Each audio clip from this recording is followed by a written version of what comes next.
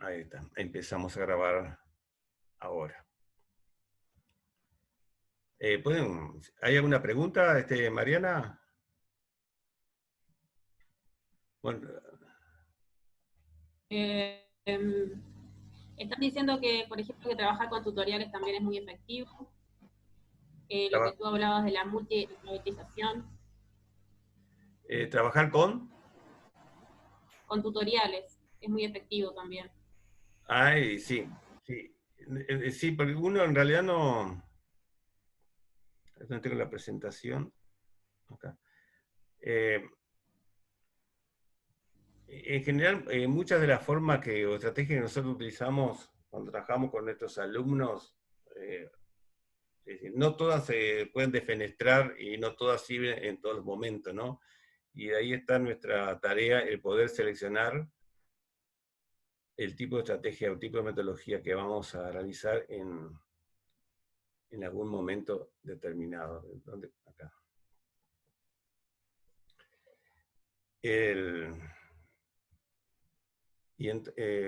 ¿Dónde fue que acá, bien. Y el otro tema que tenemos es, ya les hablé algo, lo traigo acá simplemente a la memoria, ¿no? Lo que se habla de nativos inmigrantes, nativos digitales versus inmigrantes digitales, lo que plantea Prensky con lo que plantea White, que habla de residentes y de visitantes, que es una diferencia que para mí se adapta mucho mejor a lo que es el trabajo. O sea, no es que alguien nació en estos últimos años y que ya por eso va a tener un dominio de la tecnología mejor que una persona que nació hace 30 o 40 años. Tiene mucho más que ver quizás el hecho de las personas que trabajan directamente con la tecnología de la información de la comunicación, de aquella persona que eventualmente y en algún momento terminado utilizan alguno de esos tipos de recursos. Eso quiere decir que la práctica o la forma en que se utilizan la tecnología para apoyar el trabajo de una persona hace la diferencia con aquellos que simplemente están utilizando eventualmente algún recurso tecnológico. Y lo último, para hablar de contexto, son las pruebas PISA. Nosotros tenemos unas pruebas que se han extendido por buena parte del mundo. Acá se aplican y se utilizan y a mí nunca me gustaron, voy a ser sincero. Nunca me gustaron, no porque no crea que haya que evaluar. Nunca me gustó cuando escucho hablar de medir el aprendizaje.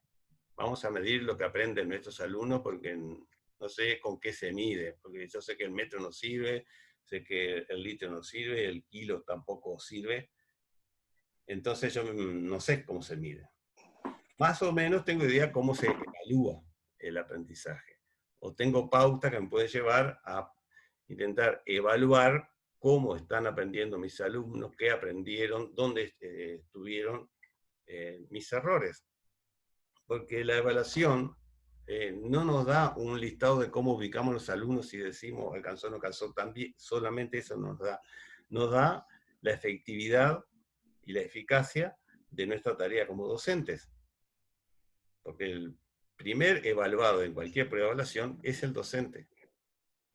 Porque si los alumnos no aprenden, en algo ha fallado en nuestra enseñanza. Y lo primero que vamos a hacer es colocarnos nosotros en el banquillo. Bueno, ¿qué fue lo que hicimos mal? ¿En qué nos equivocamos? ¿Cuáles fueron los factores que influyeron para que mis alumnos no pudieran aprender? Y sea como sea, las pruebas PISA obedecen a una serie de conocimientos que algunas iluminadas personas en Europa dijeron que los alumnos tenían que tener, y entonces se evalúan las pruebas en matemática, lenguas y algo más.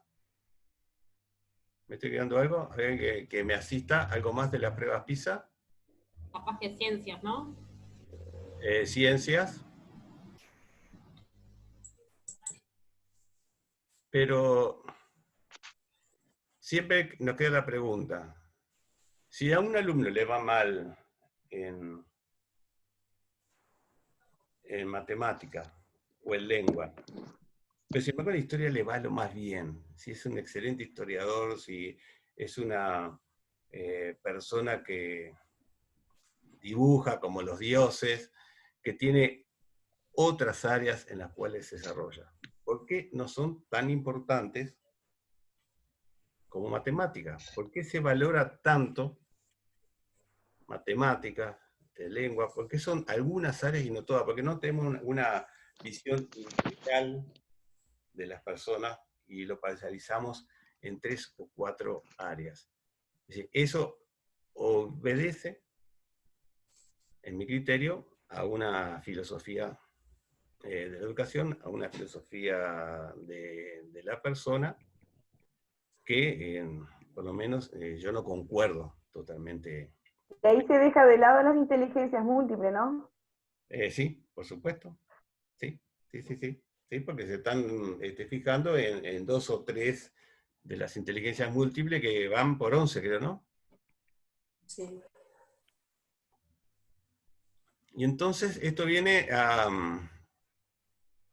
también a repensar nosotros en nuestro lugar docente. Y esto creo que fue Alejandra que me planteó hace 15 días, ¿dónde estamos nosotros los docentes? Bueno, obviamente que parados detrás de un atril, no.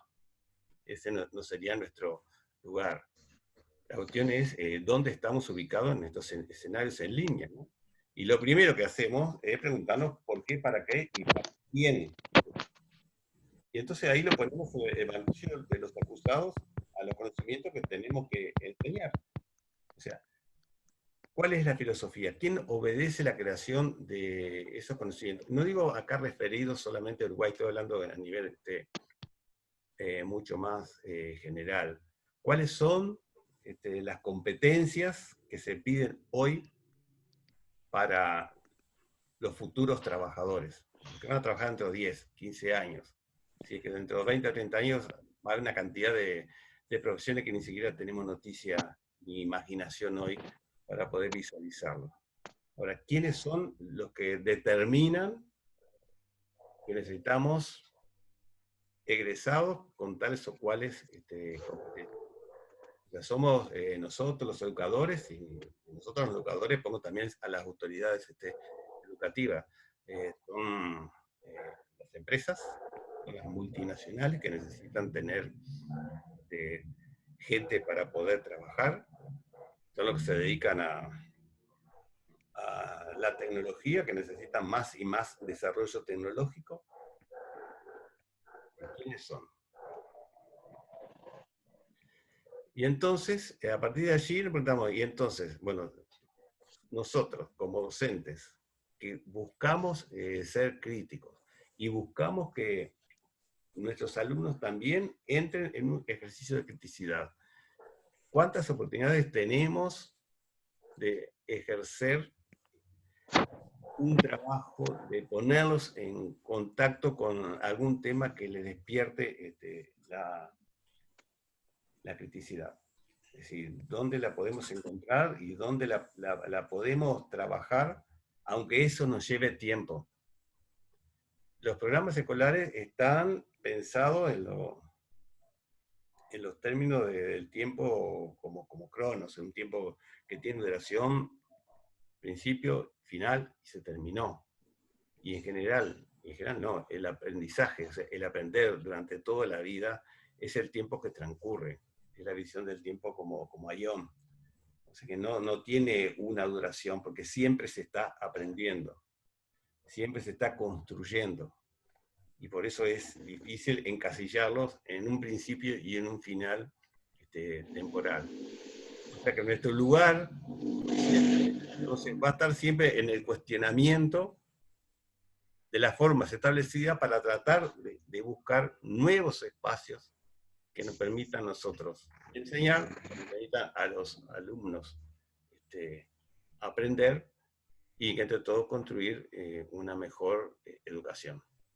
Es difícil, es difícil. No estoy diciendo que sea nada fácil. Y que es cambiante, también es cambiante. Pero nosotros tenemos que enfocarnos en tratar que esta educación que le estamos dando hoy a los alumnos se vaya reformulando permanentemente para estar siempre más cerca de lo que podría ser una educación pensada hacia el futuro. Y bueno, ¿y qué nos puede servir ahora el diseño? Bueno, algunos conceptos básicos para ir clarificando la idea, ¿no? Con la imagen del iceberg, que todos los entes lo sabemos, el tiempo que un alumno está con nosotros en las aulas es la punta del iceberg.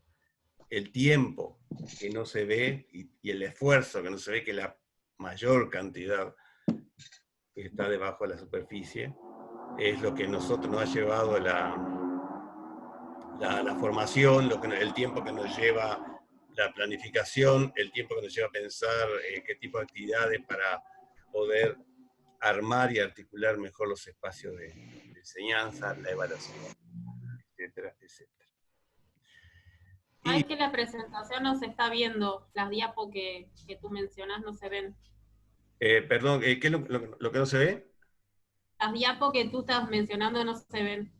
Se ve Ahora, la presentación, la primera. perdón, a ver, déjenme ver si quizá está muy clara la presentación.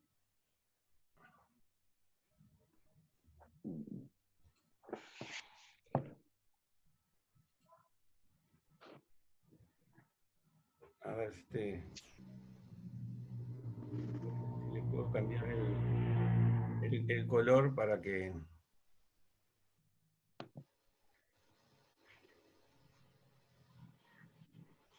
Verse se veía, no estaban corriendo, no estaban pasando. El no color está estaba pasando. perfecto, se veía bien. Simplemente no estaban pasando, no estaban Hay corriendo. problema de conexión con el...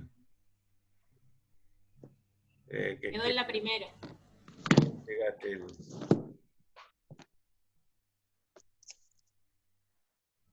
¿Ahora se está viendo esta? No, Compartir la pantalla. pero dejaste de compartir la pantalla, Ricardo. Perdón, qué tonto. Vamos. El detalle importante, compartir la pantalla.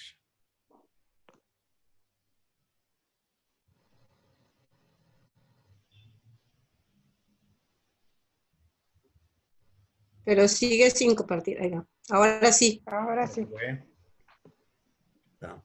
Cuando nosotros trabajamos en tecnología en un escenario virtual, es decir, hay que tener en cuenta que no es solamente lo que nosotros planificamos. Este es un campo mucho más grande que nace de una idea de tecnología educativa, de lo que significa la tecnología educativa, de cómo trabajar utilizando los recursos, los medios, las herramientas que tenemos a nuestra disposición.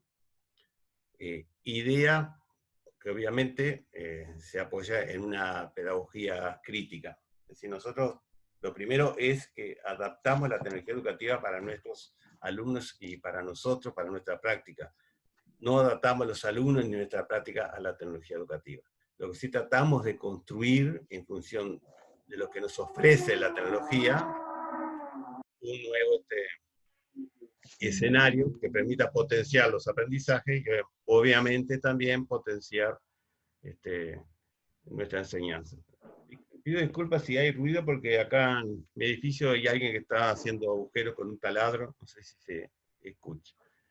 Bueno, esa idea general de tecnología educativa le da paso a lo que yo interpreto como un diseño tecnopedagógico, que es algo un poco más acotado y que refiere a una idea acerca de que nosotros entendemos lo que es enseñar en línea, lo que es aprender en línea. O sea, que refiere a lo que serían los roles del docente y del alumno en estos escenarios virtuales. Y el diseño instruccional refiere a la planificación que nosotros podemos realizar para desarrollar, diseñar un curso o una actividad que lleva un tiempo determinado. En general, diseño instruccional es el que nos guía para poder armar un curso en línea o una unidad de trabajo en línea. Si lo llevamos a los escenarios de trabajo, la tecnología educativa es la que estaría acompañando lo que son las políticas institucionales. O sea, ¿cómo apoyamos la educación con la tecnología de la información y la comunicación? El diseño tecnopedagógico acompaña, serían las políticas de educación en línea. O sea, ¿cómo vamos a desarrollar en esta institución los cursos que van a tener como soporte Internet? ¿Cómo vamos a presentar los materiales? ¿Qué recursos vamos a utilizar? ¿Cómo vamos a articular las distintas actividades que van a tener? El peso que le vamos a dar a la interacción entre los alumnos, el peso que le vamos a dar a la presentación de la información. Y el diseño instruccional serían las pautas de aplicación en el momento de realizar un curso. O sea, es lo que me guía, es lo que me orienta al desarrollo de un curso. Yo acá le presenté varios modelos de diseño instruccional que todos tienen alguna similitud. Yo me baso mucho en el modelo ADIE, que ustedes lo van a ver allí en una de los materiales de lectura, que ADIE es una sigla que quiere decir análisis, diseño, desarrollo, implementación y evaluación. Es un análisis de la situación de partida que a mí me va a permitir saber pues, el tipo de estudiante que voy a tener, los recursos con los que yo voy a contar, los objetivos a los cuales quiero llegar. Entonces, a partir de ese análisis, puedo planificar. Es decir, si estoy en una institución que tiene un laboratorio que me permite generar fácilmente videos y recursos multimediales, puedo planificar en función de esos recursos. Ahora, si estoy en una institución que no tiene acceso a toda esa parafernalia instrumental, voy a tener que acotar los recursos que voy a utilizar, y entonces mi diseño instruccional, en lugar de tener esas cosas, tendrá otras. Y ahí tendré que echar a volar mucho más la imaginación. Luego viene el diseño, que es las pautas a cómo yo voy a estructurar las distintas actividades que voy a desarrollar en función de los recursos que tenga, de los conocimientos que quiero hacer, del tiempo que tenga. Y acá es importante que uno conozca perfectamente sus fuerzas. O sea, de qué manera puedo yo plantear un foro de discusión cuando tengo muchos alumnos. Bueno, ¿se puede hacer? Se puede, pero lo primero es darle tiempo a los estudiantes para que participen en el foro. O sea, un foro de discusión puede ser formado en 2 días, no en internet. Es que no están pasando las diapos. ¿Cómo? No están pasando las diapos. No, pero quedaron puestas allí. Ah, bien. Le decía entonces que reconocer el tiempo que yo le puedo dedicar a las actividades es importantísimo, porque si yo pongo un foro y tengo una clase que es muy voluminosa, quizás si son alumnos de primaria, de quinto y sexto, no escriba mucho, pero si son estudiantes de media o de educación superior o de una universidad y empiezan a escribir mucho, es posible que el foro pierda efectividad porque es mucho más trabajoso leer y escribir que oír y hablar. Entonces ahí empezamos. Bueno, si tengo muchos alumnos, no puedo plantear muchos foros, sino no me da la vida para poder leer, porque cada foro no es solamente lo que los alumnos están escribiendo, sino las intervenciones que yo como docente tengo que hacer para fortalecer opiniones, para tratar de orientar la discusión cuando se va un poquito por las ramas, para invitar a quien se quedó un poco a que participe, y para hacer un cierre. Todo foro por escrito que yo lleve tiene que tener un cierre con conclusiones que las debe hacer el docente. Luego está la implementación, que es la puesta en marcha del curso, y la evaluación. Y la evaluación que va acompañando todo el proceso. O sea, en la medida que sea posible, se va evaluando cada una de las partes. O sea, yo planifico estas cuestiones, bueno, las puedo hacer, no las puedo hacer, de qué manera las puedo desarrollar, cuáles son los problemas que puedo tener, y sobre todo es si el tiempo realmente me va a acompañar, o va a ser necesario para poder trabajar en ese curso. Y una vez que más o menos tengo planificado el curso, también tengo que ver cuál va a ser mi actuación como tutor de ese curso. Y acá hay que hacer una aclaración, porque ustedes son diseñadores, docentes, tutores, le caben todos los roles en este escenario en línea. En algunos lugares, sobre todo en universidades que tienen los recursos suficientes, a veces los cursos los realizan expertos temáticos, los llevan a cabo diseñadores de cursos en línea, y luego los tutores son los que acompañan a los alumnos en ese trayecto. Pero no necesariamente el tutor es el que hizo el curso, sino es una persona que sabe, obviamente, de los contenidos que se van a trabajar, y que lo que hace es acompañar a los alumnos en ese proceso. No es para mí la mejor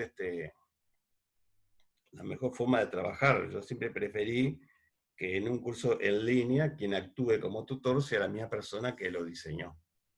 O sea, que lo pensó, que lo planificó, y que estuvo un tiempo pensando qué actividades voy a poner, cómo voy a tomar el tiempo.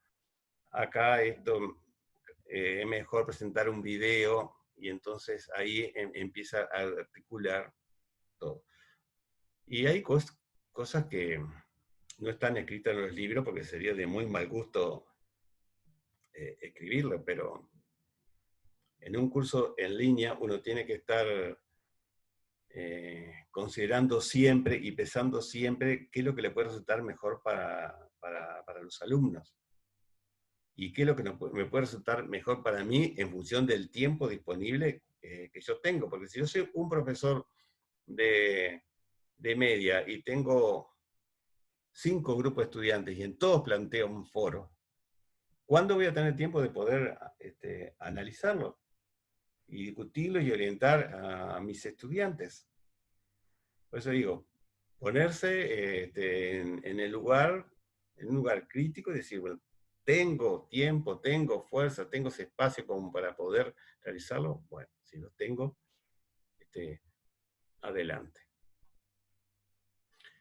Y bueno, y cuando yo estoy entonces como tutor, ¿qué es lo que dice la teoría, las investigaciones acerca de las funciones que los tutores en línea deben tener?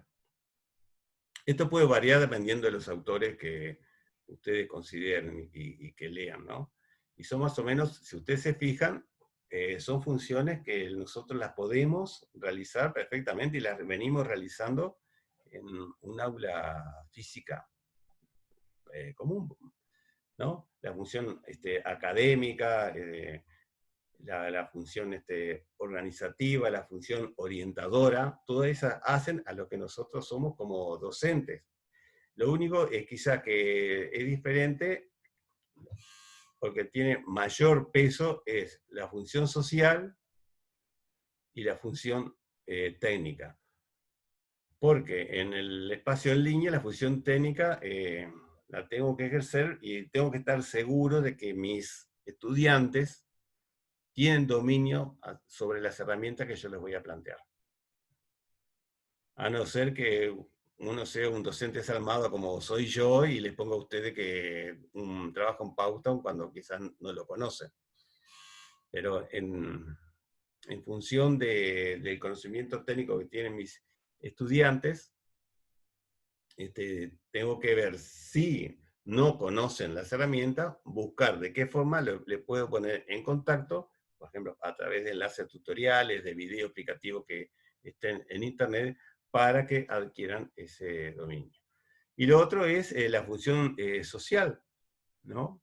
Que en un aula donde todos estamos juntos, conversamos, compartimos el mismo espacio, nos vemos totalmente de cuerpo presente, podemos percibir mucho mejor cómo se sienten nuestros alumnos. Pero en un ambiente virtual donde estamos viendo solamente parte del cuerpo, fundamentalmente la cara, uno pierde todo el valor de la gestualidad y entonces se hace mucho más importante el tratar de estar siempre pendiente de cómo se sienten los estudiantes, a efecto de que no empiecen a caer en algún tipo de estado de que sientan que están perdidos, que les falta motivación, que no saben cómo seguir. Y unido con esto están lo que se llaman las presencias del tutor. Es decir, la presencia cognitiva, que eso también nosotros lo tenemos en el aula común, en el aula física, que tiene que ver con la construcción de significados. En general se refiere a presencia cognitiva a cuando se hacen explícitos los conocimientos, ya sea a través de trabajos colaborativos, de verbalizarlos en foros, etcétera, etcétera. Bueno, la presencia social que está permanentemente pendiente y trabajando sobre cualquier tipo de estrategia o técnica que nos permitan aumentar la interacción, la cohesión dentro de los grupos, las relaciones que se generan con los estudiantes. En el caso de muchos docentes, no solo con estudiantes, sino también con los padres de esos estudiantes. La presencia del aprendizaje, ¿no? Cómo vamos previendo y cómo vamos tratando de ayudar a aquellos alumnos que vemos que se están quedando un poco atrás. Porque nosotros tenemos nuestras metas y nuestros objetivos fijados, ¿no? Pero trabajamos también con personas, por lo tanto, en un nivel de flexibilidad que hace que estemos también ocupados de esos alumnos. Bueno, la presencia didáctica, que acá en el ambiente virtual se hace mucho más presente quizá en el momento de planificar, porque cuando nosotros preparamos el diseño instruccional es cuando ya estamos pautando cómo va a ser el recorrido futuro que vamos a tener junto con nuestros alumnos. Y como no vamos a estar presentes permanentemente, es decir, si utilizamos Zoom y tenemos una conexión durante mucho tiempo, quizás sea más fácil. Pero las actividades no tienen por qué restringirse solo a Zoom, se puede realizar fuera de Zoom, y con eso aumentar la potencia del trabajo. Esa presencia didáctica, entonces, en estos ambientes virtuales, está bien presente cuando nosotros realizamos el diseño del curso. Y por último, la presencia emocional como compañero, como, si lo quieren ver así, como un mentor que está cuidando que emocionalmente los alumnos no decaigan, que siempre estamos para dar una mano, un consejo, una palabra de aliento, que acá se hace a veces mucho más difícil notarlo cuando se necesita, pero que es parte de la presencia del tutor. ¿Y qué tipo de tutorías tenemos? En general, la mayoría de las personas hablan de dos tipos de tutorías, reactivas y proactivas. La reactiva es la que siempre se vio mal, que es cuando el tutor del curso solo actúa frente a una demanda de los estudiantes. Que si uno trabaja solamente en función de la demanda del estudiante, puede ser que sí, que no es la mejor metodología. Porque eso significa que si hay un estudiante que es tímido y no pregunta, o no hace alguna apreciación, de pronto se queda sin una parte importante del trabajo. Lo que se toma como más importante es la proactiva. O sea, la proactiva es la tutoría que un tutor va creando en función de la experiencia que tiene curso tras curso, la experticia que va ganando en función de los años de trabajo del estudio, que le permite de alguna manera anticipar qué tipo de problemas pueden tener sus estudiantes y por lo tanto adelantarse a esos problemas y proponer determinadas actividades que puedan servir para clarificar algún concepto, para plantear algún tipo de ayuda, para proponer un camino alternativo para poder llegar al conocimiento. Igual, la tutoría reactiva también es buena, porque nosotros no tenemos por qué prever, o sería casi imposible prever todo lo que puede necesitar un estudiante. Entonces muchas veces tenemos que actuar en función de algo que sugieren, algo que necesitan los estudiantes, y allí hacernos presentes. Y la tutoría como dinamización, que va todavía mucho más allá de la tutoría proactiva, que implica también tener una mirada mucho más amplia y que no sea solamente restringida a lo que podían ser los contenidos, la metodología de curso, sino estar pendiente de qué otras formas nosotros podemos emplear en un momento determinado para potenciar el trabajo que están haciendo nuestros alumnos. Se nos ocurrió poner un video, que no lo habíamos planificado, lo colocamos. En función de ese video, quizás se puede armar algún tipo de dinámica de grupo. Entonces, dinamizamos ese tipo de trabajo con recursos, con medios que antes no habíamos quizás pensado.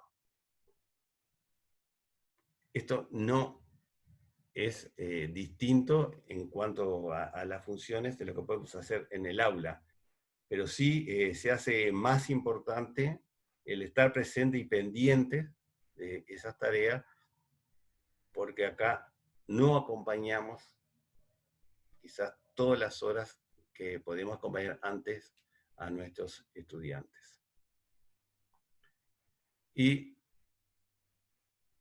ya quiero cortar por acá porque no quiero ser muy largo. No se olviden de la mosca, que en 15 días veremos qué tiene que ver la mosca con todo eso. Bueno, terminé un poquito antes. Bueno, quiero abrir ahora un intercambio para que planteen qué dudas tienen, qué opinan, porque recuerden, esto no quiere decir que todos opinen como yo. Lo importante acá es que ustedes construyan su opinión, construyan su conocimiento, independientemente de lo que yo diga o opine, ¿no? Esto es parte de la pedagogía crítica.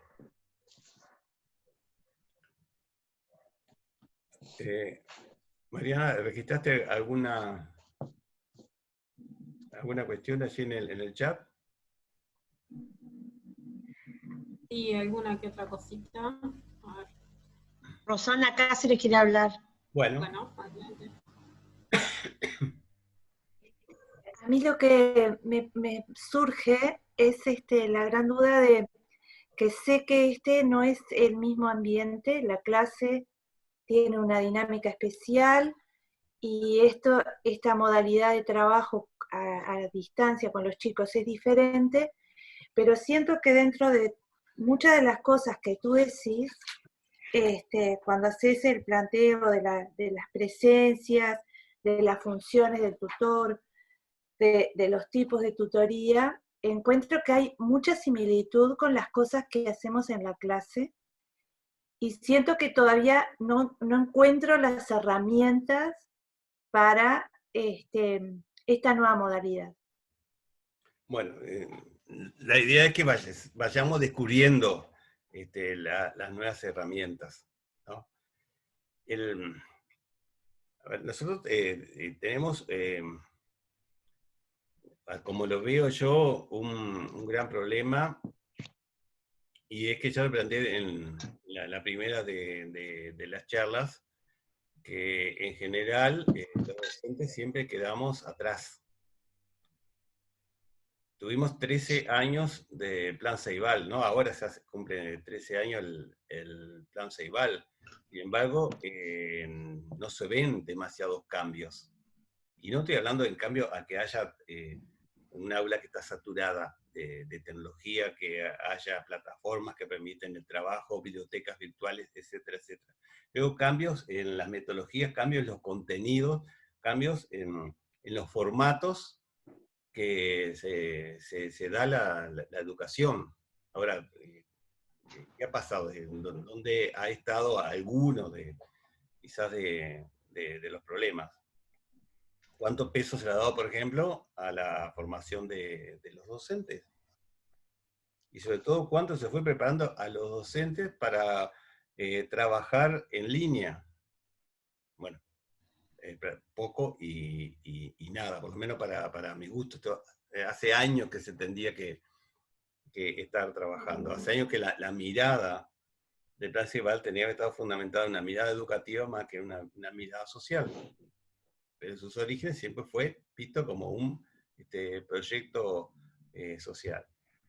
Y si ponemos primero a los docentes, si le damos la importancia que se merece, le damos la voz para opinar y para plantear las necesidades, bueno, ahí tenemos una nueva puerta para ir pensando los cambios necesarios en la educación. Creo que alguien más había levantado la mano.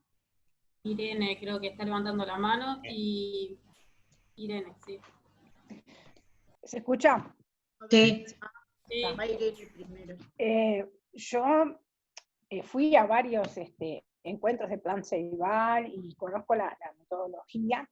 No todo el mundo la practica, y desde el año pasado, bueno, me encuentro con que esto se pone en marcha con el Plan 2012, donde se trabaja con competencias, con habilidades, con el trabajo colaborativo de los docentes.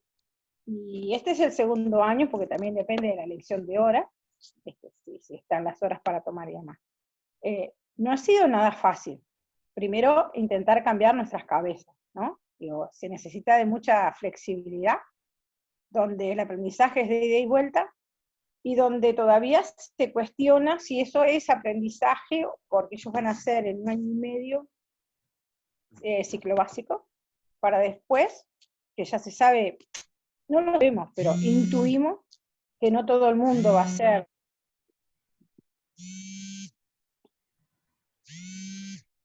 Bueno, se cortó.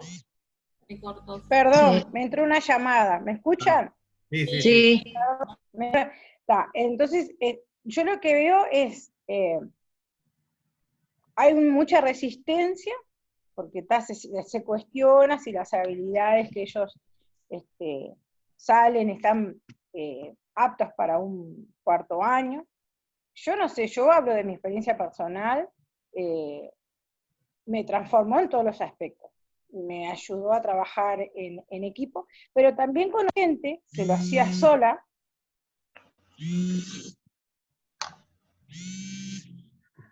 Cortó otra vez. Sí. A ver. Perdón. Sí. Hola. Dale, sí. Hola. Sí. Pero también conocí gente que lo viene haciendo hace mucho tiempo. en ese aprendizaje pasó por todas las materias, desde un problema de física y terminó en un monumento en 3D. Todo elegido con los procesos de los gurises, ¿no? ¿A qué voy con esto? Que nosotros somos los primeros que tenemos que empezar el cambio, ya lo sabemos, pero que también, como dice el profe, no es nada fácil. Y cuando encontrás de repente una beta así, que tiene la posibilidad, y que aprendés 1.000.000 con los gurises, porque es de ida y vuelta, no es solo que yo como docente, ¿no? Soy la que sé y todo lo demás, porque ustedes dirán, eso ya fue, no. Digo, hay mucha gente que está en ese lugar, y bueno, y ahí las resistencias, ¿no? Porque ni siquiera se animan a probar. Y eso estaba hace 10, 15, ¿cuánto van? 13 años, eso estaba. Y hay gente que lo practica, no todo el mundo, y hay gente que no, pero bueno, cada uno de su experiencia. Nada, quería aportar eso nada. Claro. ¿Sí, ¿alguien más quiere decir algo? Sí. Buenas. También un aporte nada más. Sí. Yo tengo grupos, como muchos de los que estamos acá, en la parte pública y privada, que son diferentes escenarios. En la parte privada, como todos nos debe de pasar, los alumnos con los recursos humanos que tienen las instituciones privadas, bueno, están como más obligados, están más con un seguimiento más cuerpo a cuerpo, y que en las instituciones públicas. Yo trabajo en un liceo nocturno, y hay algo que me parece que es importante tener en cuenta. Mismo nos pasa en esta reunión, los que estamos acá estamos porque parte de una motivación intrínseca de nosotros, que nos interesa este curso, que lo prestamos atención, somos todos adultos. A los chiquilines, ¿qué les pasa? Ellos manejan las herramientas de internet, y son unos aviones, hablando mal y pronto muchas cosas, pero no con esto que nos ha pasado. Entonces me parece importante la preparación de los estudiantes frente al uso de la educación en línea. Lo importante de las distintas herramientas, o sea, prepararlos también, porque en el público realmente la conexión a los cursos que estamos tratando de acercarles o mantener el contacto, no está dando mucho resultado. Y eso que nos estamos, lo más parecido a una clase es vernos cara a cara, y no hay mucha motivación para acercarse. Conectan en general poco, y en la parte de los chicos en otras edades, también hay cosas que todavía falta como preparación de la importancia de este tipo, que no va a sustituir nunca lo presencial, pero puede ser una buena alternativa si se trabaja desde la motivación intrínseca de ellos, porque es tan difícil ahora llegarles a lo que realmente les interesa, porque prestan muy poca atención. Entonces quería aportar eso, que en el público es muy difícil el tema de acercarlos a esta manera de comunicarnos, y en lo privado, bueno, como que no tienen más remedio, pero por más herramientas que variemos nosotros, uno los observa y no siempre, por eso yo decía lo de los simuladores. Yo soy profesora de química, los simuladores, mantenerlos como con distintas alternativas, bueno, como que uno los mantiene un poco más, pero no es fácil. Quería comentar eso nada más, gracias. Bien, interesante. Sí. Yo quería comentar, ahí va, que yo soy maestra directora de un jardín de infantes, muy numeroso, con muchos niños, y bueno, y todo esto es un desafío, toda la educación virtual. Y sí, tiene que ver el contexto, sin duda, y en nuestro caso tenemos que ganar a las familias, porque los niños no son autónomos. Si bien manejan una tablet, pero dependen de la familia que los conecte o que hable con la maestra. Entonces, como que también tenemos otro desafío en este sentido. Y bueno, y tratar de llevar los aprendizajes, las tareas a la mayor cantidad de niños posible.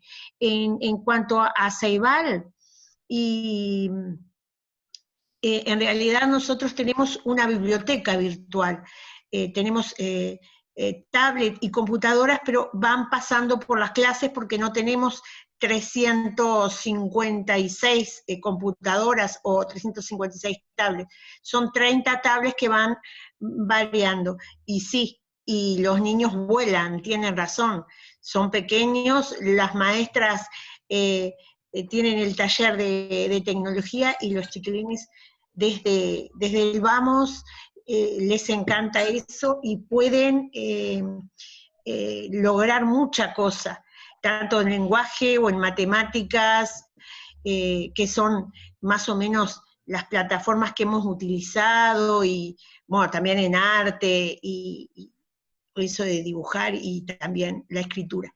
Los chiquilines, estoy hablando de 3, 4 y 5, y en todos los niveles tienen logros, pero eso es en forma presencial. Ahora como que, si bien mandamos la tarea, también sentimos que no solamente depende de nosotros, de los docentes, sino que el vínculo con las familias y en el contexto que es fundamental, que tendría que tener, o sea, un ida y vuelta, y a veces es difícil con la familia.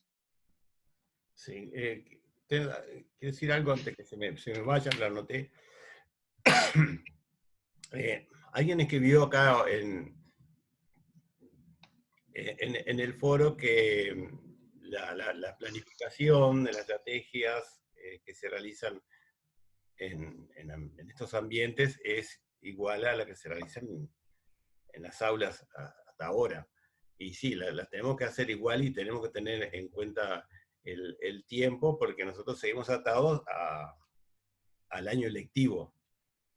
Pero además, porque si dejamos actividades libres, así que cada uno de nuestros estudiantes las vaya trabajando, tenemos que dar pautas de cuándo, por lo menos tiene que haber determinado tipo de actividad o determinado tipo de entrega, para que a todos les quede claro cómo se pueden distribuir los tiempos. Y eso nos lleva a que deberíamos estar trabajando con los estudiantes también, a darles herramientas para que ellos mismos se autorregulen, que es una cosa que nos faltan, porque como yo también me acuerdo de mis épocas estudiantes, que muchas veces dejaba todo para lo último, y después me agarraban los tales el enloquecimiento porque no me daban los tiempos para hacer todo. Entonces, bueno, ahí me fallaba mi autorregulación, prácticamente no la tenía. Me costó también bastante tiempo llegar a hacerla. Por eso en la planificación no es solo pautar lo que nosotros, las actividades y estrategias que vamos a emplear, sino también avisar a los estudiantes los momentos que tienen, y eso también lo tenemos que tener en cuenta para poder apoyarlos y orientarlos. Y buscar siempre también nuevas estrategias. Por ejemplo, ahí habló de evaluación de pares. Ese trabajo que yo hago con ustedes, que ustedes entregan y tienen que comentar, no es exactamente una evaluación de pares, son comentarios entre pares.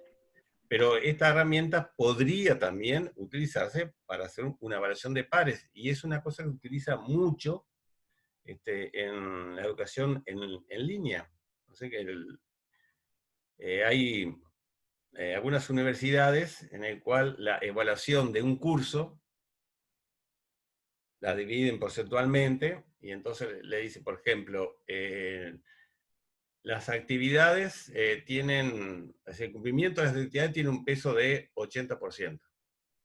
La evaluación de pares tiene un peso de 15%. La autoevaluación tiene un peso de un 5%.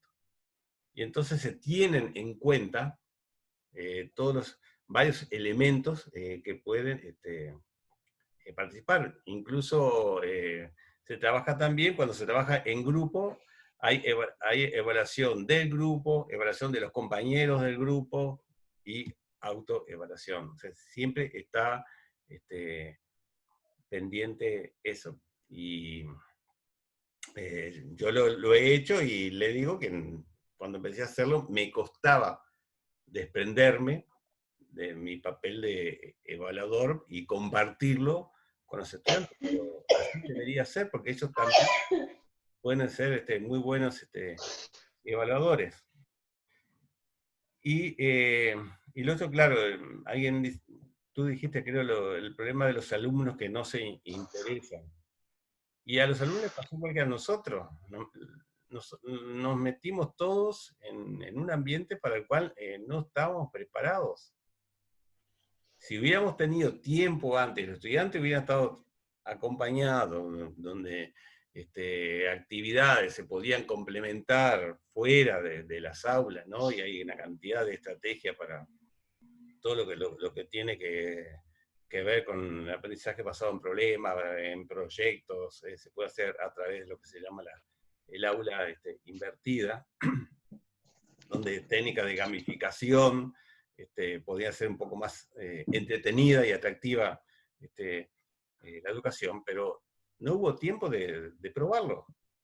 Entonces, claro, si nosotros docentes, que ya tenemos experiencia de muchos años trabajando en la educación, nos sentimos perdidos, desorientados y desbordados, cuánto más los chiquilines se pueden sentir, y más los pequeños, que se cortaron en sus relaciones sociales con el resto de sus compañeros. O sea que esto fue un dolor de parto enorme, pero que deberíamos tener la capacidad, digo, en general, incluyendo a la autoridad, de tomar notas, de sacar apuntes y de ver de qué manera esto nos sirve para planificar cambios en la educación.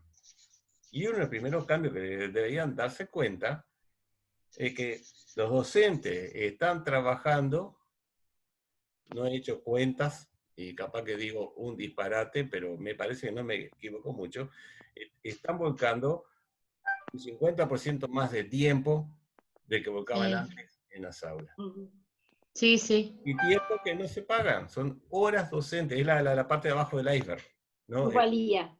El esfuerzo. Bueno, eso tenía que también tenerse en cuenta. No estoy a favor de que siempre sea la educación virtual, la educación virtual no, la educación en línea. No, porque si es posible tener en cuenta presencial cara a cara, hay que fortalecerlo y hay que realizarlo. Pero no tiene por qué ser siempre la educación presencial en aula física. También se puede... ¿No vieron? Perdón. ¿No vieron ese video? Mandaron por WhatsApp, donde justamente se trabaja la paciencia, donde está el docente de un lado y los chiquitos del otro, porque es una escuela. ¿No lo vieron? No. Está. A lo último, si quieren, y lo encuentro, se los paso, porque está muy bueno. Okay. Habla de eso, ¿no? Sí. De todo lo que pasa en la clase atrás de la no presencialidad. Bien. ¿Alguien más quiere decir algo? Porque ya no lo estoy... Yo había No, que el pedido otro la día- palabra. Yo había pedido la palabra para un comentario pequeñísimo. Sí. Ricardo, me haces acordar cuando tú decís no estábamos preparados. Cuando empezó Ceibal, yo soy María del Carmen Furmen, no sé si... Ah, sí, acordás no, de mí. María del Carmen nada más, sí, me acuerdo. Sí, Claro, me acuerdo. empecé también y no sabíamos nada, no teníamos idea. Fui de las que le entregué las máquinas con ustedes en la costa, a las escuelas, las primeras 3 escuelas, y después de ahí para adelante dije, esto hay que seguirlo y hay que ponerle todo el alma, y lo hicimos y funcionó, y bueno, aquí estoy todavía.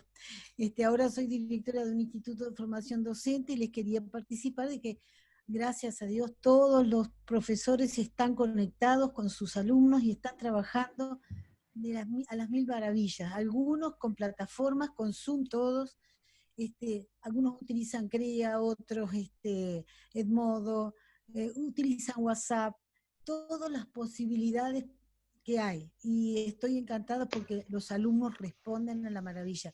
Claro, son alumnos de formación docente, ya son grandes, yo los ayudo mucho, les mando ideas porque soy la profesora de informática de ellos, de segundo y de tercero, pero bueno, trato de apoyar y a los profesores también, y junto con Grete, que está por ahí también. La verdad que estoy encantada y quería comentarles eso porque es otra realidad distinta. Gracias. Muy bien, me alegro mucho y te felicito por el trabajo, María del Carmen. Bueno, gracias. Gracias. Quiero decir acá, acá otra vez están mencionando, y muy bien, bienvenido sea, de lo fundamental que es el contexto. Dice Ana, ¿no? Porque se pregunta qué pasa cuando esta modalidad es una carga para el estudiante. Bueno, igual volvemos a lo mismo, es una carga por el momento en que se dio y de la forma en que se dio. Porque, sobre todo cuando trabajamos en educación en línea, a través de Internet, el conocimiento del estudiante es de lo más importante, pero no solo conocer, como nosotros tratamos de conocer en las aulas físicas, sino saber también, de otras cosas, los tiempos que tiene. Porque si no conocemos los tiempos, cuando planteamos toda una formación en línea, corremos el riesgo de meterle tantas exigencias que después no pueden cumplirlas. O sea que de alguna manera estamos desconociendo su contexto, desconociendo su realidad, ignorando la realidad, y hay muchos cursos en línea que caen en esos errores. Entonces se planifica a veces en función de tiempos ideales y no en función de los tiempos que deberían tener los docentes, ¿no? Como si yo le dijera, por ejemplo, empezamos hoy un curso y yo el miércoles les planteo una prueba, o el jueves, hoy es martes. Difícilmente cualquier docente podría estar en condiciones de hacer algún tipo de entrega o de trabajo en un par de días, porque la situación actual está determinando que tengan que volcar muchas más horas a su trabajo, y, bueno, y por esta situación de aislamiento también a la familia, que no le daría esa oportunidad de contar con el tiempo para completar la tarea. Entonces son cosas que también se tienen que tener en cuenta. Y ese desconocimiento de la realidad de los estudiantes es una forma de violencia muy fuerte y muy velada, que tiene que ver con hablando pronto y claro, con el ninguneo que se le puede realizar a una persona. Okay. Ya estamos en las 8:30.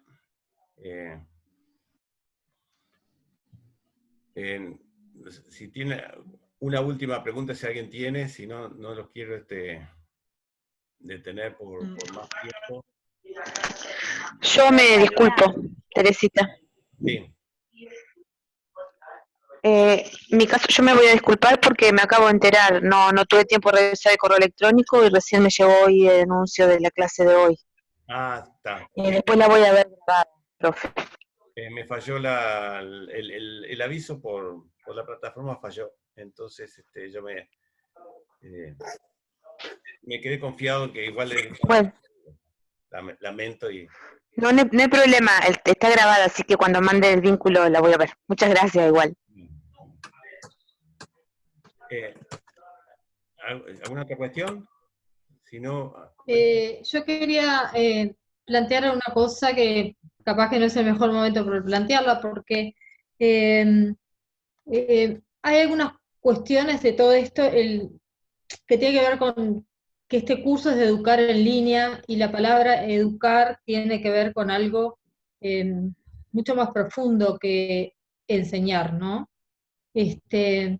Yo lo que estoy sintiendo es que se está quedando como mucho más en evidencia algunas cuestiones que tienen que ver con la distancia que hay entre las intenciones que tiene el docente y los logros reales de aprendizaje que tenemos en los estudiantes.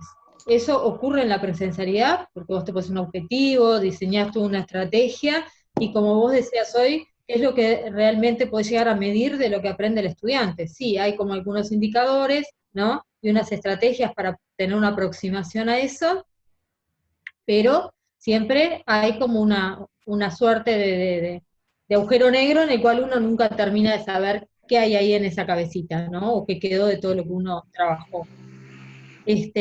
Lo que yo estoy viendo que se está dando mucho, y quedando mucho más en evidencia, alguna cosa que tiene que ver con el ejercicio de oficio de estudiante de los chiquilines, ¿no? Estamos poniendo mucha tarea, están haciendo las tareas, pero cuando vamos a escarbar un poquito, queda como muy en evidencia que no hay un aprendizaje real. O sea, ellos van, contestan las preguntas, las actividades que uno propone, pero después, ¿no? O hacen un mapa conceptual, o hacen un modelo, y después cuando uno empieza a escarbar, de repente más en esta cuestión del encuentro, ¿no? Cuando realmente se logra establecer un diálogo, y ahí empiezan a aparecer contradicciones grandes que hablan de que hay conceptos que no quedaron claros, ¿no? Que no están poniendo pienso, sino que están haciendo ejercicio de oficio estudiante. Contesto lo que querés escuchar. Es más, me ha pasado con estudiantes de bachillerato que mientras vos estás teniendo la conferencia de Zoom, están consultando en internet lo que te van a contestar. ¿No? Porque es esto de la respuesta rápida. Pregunta esto, bueno, acá esta es la respuesta, te doy el paquete así, esta es la respuesta a lo que estás preguntando. Entonces hay que, como requiere mucho oficio de docente, poner en juego el saber. O sea, plantear una serie de preguntas que problematicen las cosas, que los pongan contra las cuerdas y que los obliguen a volver a pensar en eso. Y me parece que en este curso nos está pasando un poco lo mismo a los adultos. Estamos haciendo oficio de estudiante, corriendo atrás de las tareas muchas veces, y estamos teniendo como poco espacio para el debate y el pensamiento, ¿no? Yo siento que hay una cuestión también del tiempo pedagógico, y digo, no lo planteo como una crítica al curso, lo planteo como una crítica a los tiempos que estamos viviendo, y a cómo toda esta cuestión de la conectividad, de estar todo el día conectados, nos pone en un sobregire, donde, tú lo decías el otro día, ¿no? Tú ponías un ejemplo que me encantó, que era lo de la gota de aceite, ¿no? Como una cosa que se expande, que abarcamos un montón, pero estamos hipotecando profundidad. Y a mí esa cuestión me tiene preocupada. Sí, sí, no, y así viene. En tu parte, volvemos al tiempo. Nos faltan las estrategias, no solamente las estrategias como para poder empezar a aplicar cuestiones, como tú dijiste. Le coloco preguntas. Yo recuerdo que en los últimos años que daba clase en magisterio, mis parciales, lo que eran escritos, mis parciales eran con los materiales que quisieran llevar. Decía, pueden traer los apuntes que quieran, consultar internet lo que quieran, pero tengan que ser seguros que si no leyeron antes o estuvieron antes, no van a poder contestar, porque eran todas preguntas de elaboración que hacer. Igual seguramente alguno, hablando en términos futbolísticos, me la pudo haber copiado, no digo que no, pero en general la manera en que uno le presenta esas preguntas problematizadoras o esas cuestiones que le puede llamar la atención, es una forma, pero lo que pasa es que no precisamos una pregunta problematizadora ni 2 o 3 o 4 cuestiones que los movilizan, necesitamos para todo el año lectivo esas cuestiones. O sea, nos está faltando también experiencia para manejar a nuestros alumnos en este nuevo ambiente, y nos falta investigar también. O aunque sea hacer algún tipo de encuesta para saber realmente cuántos de nuestros estudiantes consideran que esto es parte de la educación, igual que la clase presencial. Y cuántos consideran que esto es continuar las vacaciones. Entonces, es decir, bueno, nos falta esa parte de conocimiento, ¿no? Y que espero que también podamos tomar algún aprendizaje nosotros para ir preparando lo que podría ser el trabajo futuro, que solamente va a ser un B-learning, o sea, un aprendizaje que va a tener instancias presenciales y que va a tener instancias en línea. Y instancias en línea que van a tener que tener el destete de Zoom, o sea, dejar pensar que solo Zoom, no tiene por qué ser solo Zoom, no tenemos por qué estar todos acá pendientes de las pantallas y estar gastándonos la vista mirando las pantallas chiquitas durante muchas horas, porque no es solo Zoom la educación en línea, podemos encontrar una cantidad de cosas. Yo le quería mostrar un ejemplo rapidito. Ahora, alguien habló de mapas conceptuales. ¿Dónde que lo tengo? Acá. Este es un mapa conceptual que hice una vez hace unos cuantos años sobre lo que significa enseñar a aprender en línea. El buen mapa conceptual es que yo lo podría utilizar, o nosotros como docentes podemos utilizar para presentar algún concepto, ¿no? Con sus relaciones. Acá está, ay, se me fue. Acá estaría la... ¿no? ¿Qué querés? Hay videos. ¿No? Acá tiene, esto es una animación en Powtoon, enlaces aquí, allá, en cosas. También lo pueden hacer los alumnos, que sería quizás algo más valioso. Pero lo que tiene también es que, aparte del mapa conceptual, hay lo que yo llamo una nube de reflexión. ¿Y qué es la nube de reflexión? Es una serie es una actividad para que el mapa conceptual que yo le daba a mis alumnos no quedara solamente en presentación de información, sino que les hiciera algo, ¿no? Entonces, un formulario en Google, en el cual ellos tenían que dejar sus opiniones, que a su vez le permitía luego ver el resultado de las opiniones que iban planteando sobre este tema los demás estudiantes. Este no tiene nada de formulario, yo lo limpié hace tiempo.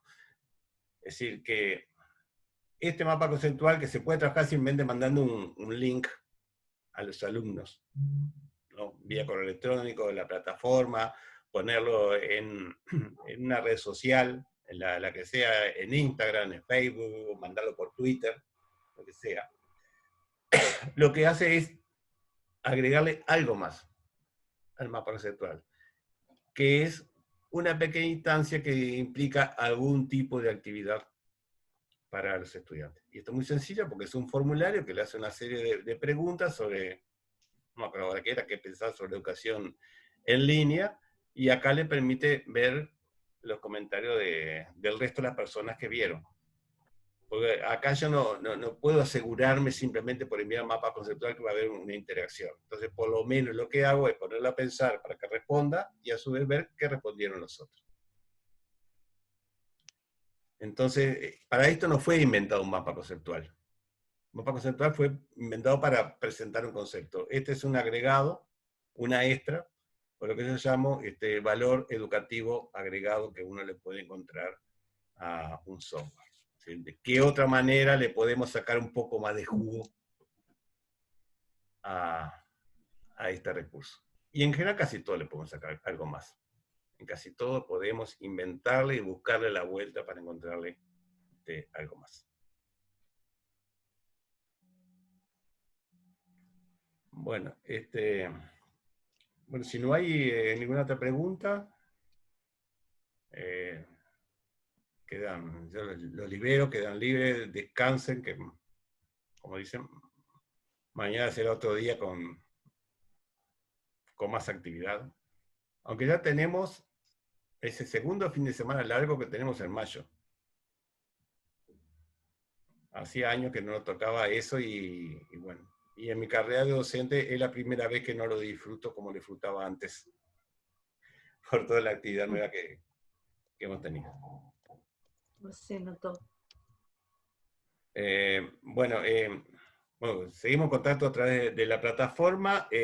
Si alguien tiene problemas con Powtoon, Gracias. corre auxilio help y vemos de qué forma podemos armar otra pequeña reunión y trabajar sobre eso.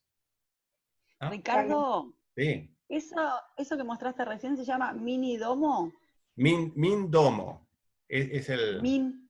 Sí, espera que ahora ya les pongo en el chat. El enlace es abierto. Si lo quieren copiar, está en el chat para ver y... Ricardo, una preguntita. Sí. Nosotros hicimos uno con mi compañera para el trabajo anterior. Yo como profesora de Derecho me sirve muchísimo. Para el trabajo anterior hicimos, para el que hubo que entregar, hicimos uno. Sí, sí. Con videos. Creo, ¿no? O sea, no sé si, yo lo utilizo muchísimo, muchísimo me sirve así, bárbaro.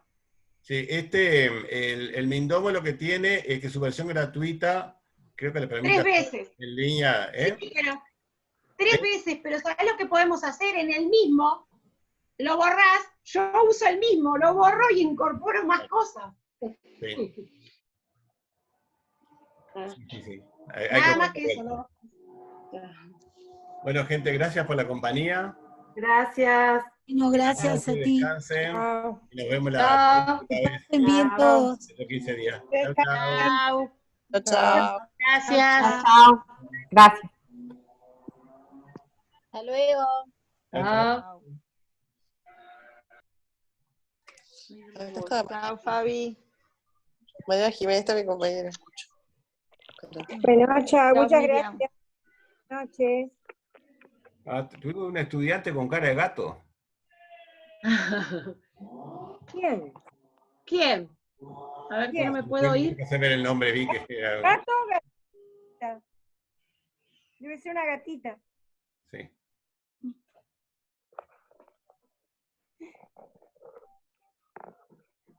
¿A quién estará mirando? ¿Está buscando un gato o una gatita? No sé, era una imagen, un gato parecía una gabardina con capucha, un equipo de lluvia. Pero ahora ya no desapareció. Bueno, Gretel, muchas Descansen, gracias. buenas noches. Gracias. No me puedo borrar. Es fanática de la tecnología, así que bienvenida sea. Chao. Chao, chao.